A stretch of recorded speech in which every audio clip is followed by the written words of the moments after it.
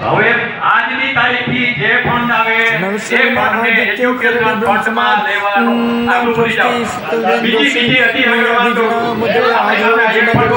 શહેર ખાતે વૈદ્યકીય સહાય ફંડ મેડિકલ અગત્યનું છે જ્ઞાતિ માટે. જ્ઞાતિની વાડી ખાતે સમાજ દ્વારા સમાજના બાલ ત્યારે આપણે ખરડેશ્વર નિધિ અને રોકડદાન એને ડાયવર્ટ કરી એને સમજાવવાનો પ્રશ્ન જ નથી. આજે હું 5000 રૂપિયા દઉં તમારે લઈ લેવાના કેળવણીમાં. ગંગા સ્વરૂપ બહેનોને તમે ઘટે જ છે. તમારી પાસે ફંડ છે જ નહીં અત્યારે. મંડળો તેમજ સમાજના ત્યારે તમારે આની અંદર લેવા જોઈએ. મોટી સંખ્યામાં મોટી સંખ્યામાં વિશેષ હાજરી આપી તેના આયોજનને સફળ બનાવવા સહયોગ આપેલ લોકોના આયોજનમાં ભાગ લેવા બાળગામથી પધારેલ તમામ વિદ્યાર્થી તેમજ તમામ મંડળો તેમજ ભોજનની તેમજ રહેવા ખાવા પીવાની વ્યવસ્થા પણ કરવામાં આવી હતી.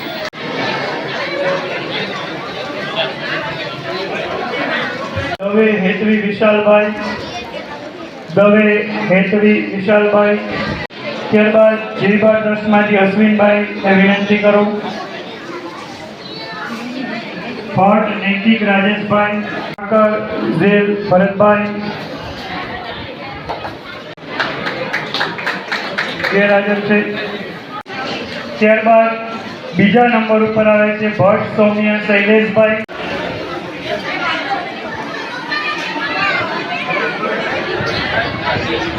વ્યાસ ધાર્મિક ને દાદા બ્રાહ્મણ તો ઊંચા મુક્તિ કોમ છે, કાંઈક કરવું જરૂરી છે.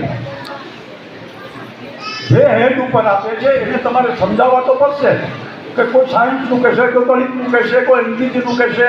દેવા આવે ત્યારે આપણે ખરડેશ્વર નિધિ અને રોકડદાન એને ડાયવર્ટ કરી એને સમજાવવાનો પ્રશ્ન જ નથી. આજે હું 5000 રૂપિયા દઉં એટલે તમારે લઈ લેવાના કેળવણીમાં.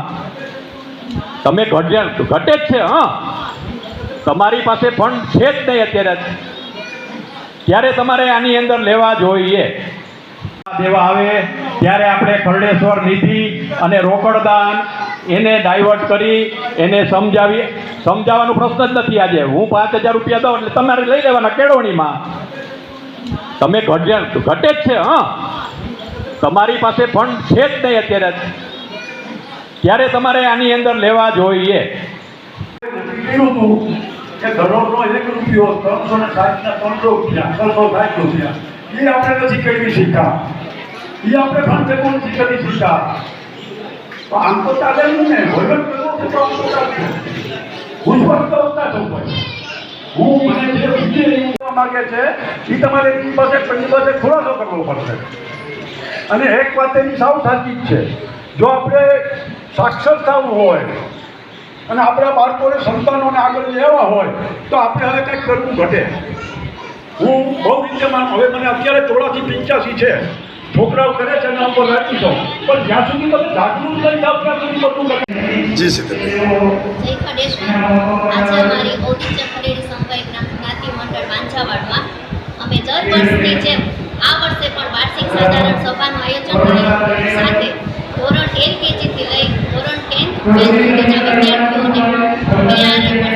વિદ્યાર્થીઓને રોકડ પુરસ્કાર, સેલ વિતરણ અને બીજા ઇનામો પણ આપ્યા છે. અને સાથે સાથે વડીલ વંદના પણ કરી અને ગંગા સ્વરૂપ બહેનોને રોકડ પુરસ્કારની સહાય કરી છે. અને સાથે મહાદેવ ઇષ્ટદેવ અમારા ખડેશ્વર દાદાની આરતી આરાધના સાથે પૂર્ણ કરી અને ભોજન પ્રસાદ લઈ અને બધા સૌ પોતપોતાના ઘરે જશે.